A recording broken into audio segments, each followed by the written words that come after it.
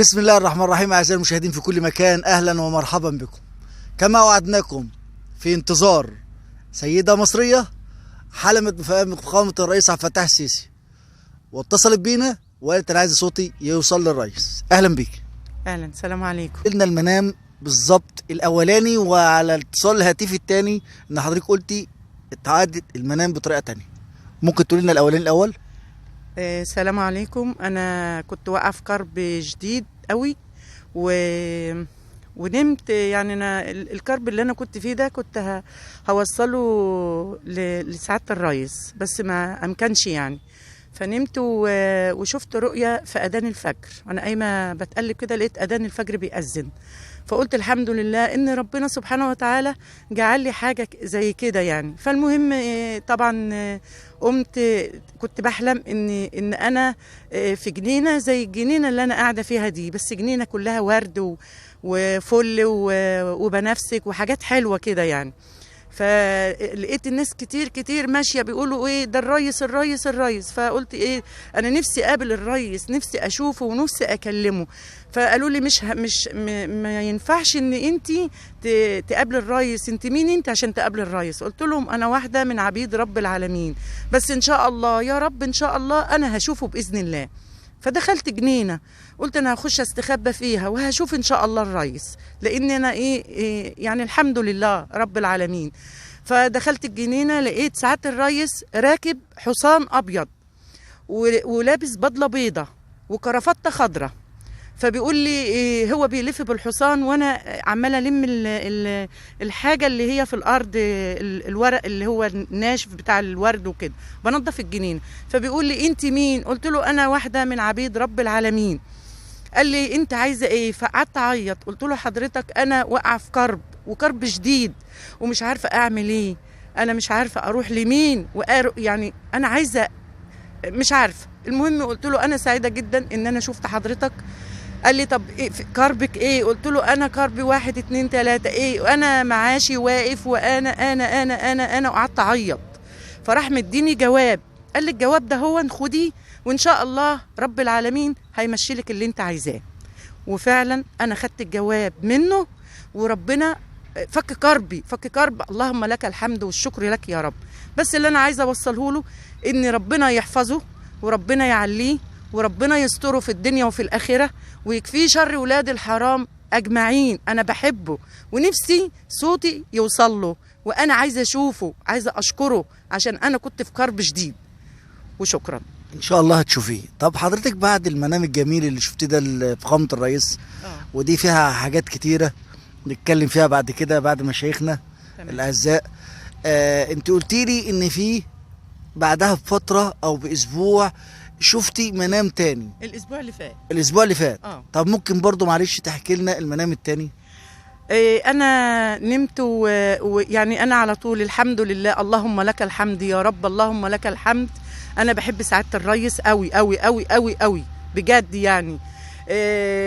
يعني هو ما عملش حاجه، يعني هو كويس وعامل حاجات حلوه للبلد، ويعني هو حاجه حلوه مش حاجه وحشه.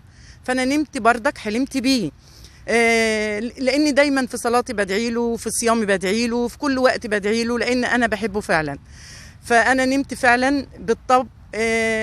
كان الكلام ده يوم الخميس صباحيه الجمعه.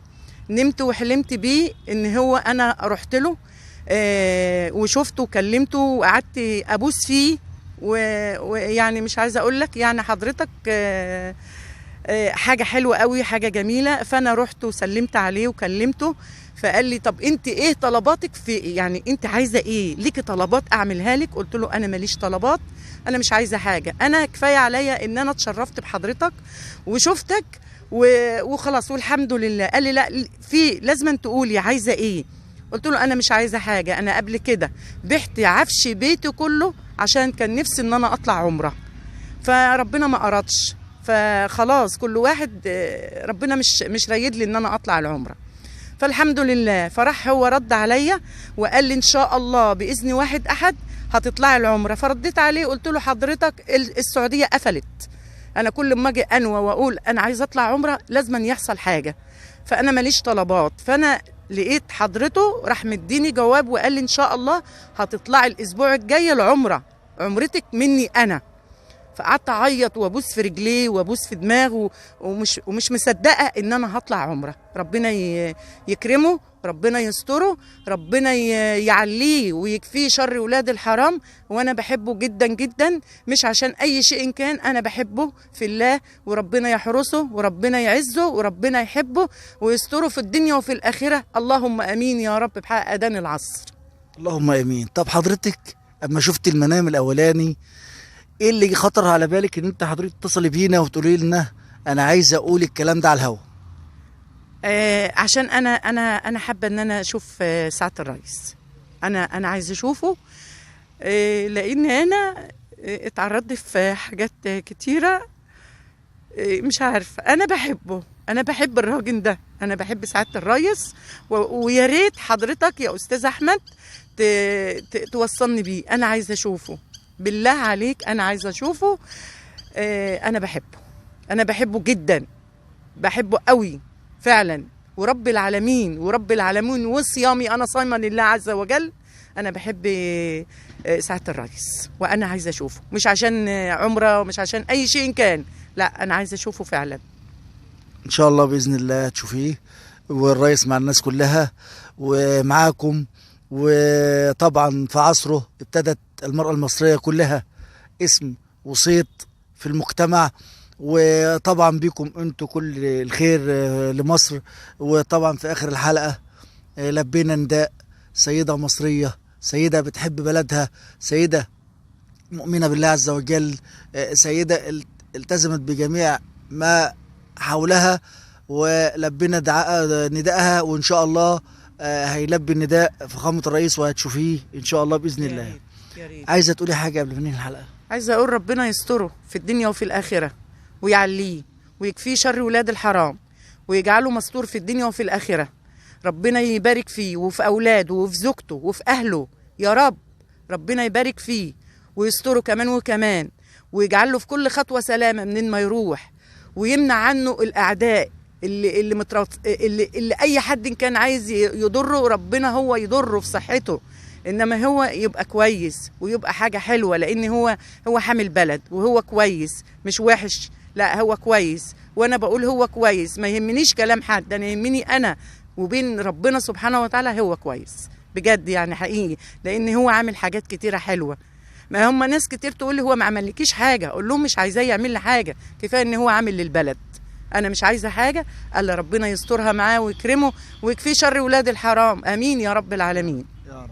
وربنا يفك كربنا من الوباء اللي موجود. امين. ويحفظ الجيش المصري والشرطه المصريه وفخامه الرئيس عبد الفتاح السيسي وشعب مصر العظيم. وفي نهايه حلقتنا بنقول تحيا مصر بالشرفاء بالاقوياء، تحيا مصر بالشباب. وعايز اشكر المكان الجميل اللي بنصور فيه النهارده، الماسة، قاعة افراح الماسة، كوفي شوب ومطعم النهارده في مركز ومدينة الرياض. بشكر صاحب المطعم وصاحب الكافيه النهارده وصاحب المكان الجميل اللي لقيناهم النهارده ملتزمين بكل الاجراءات اللي تمت النهارده الدولة قالت عليها. لا لقينا شيش ولا لقينا حاجات هنا، والناس ملتزمة بالكمامات بكل حاجة. أنا بشكرهم فعلا، شكرا وطبتم وطاب مسائكم.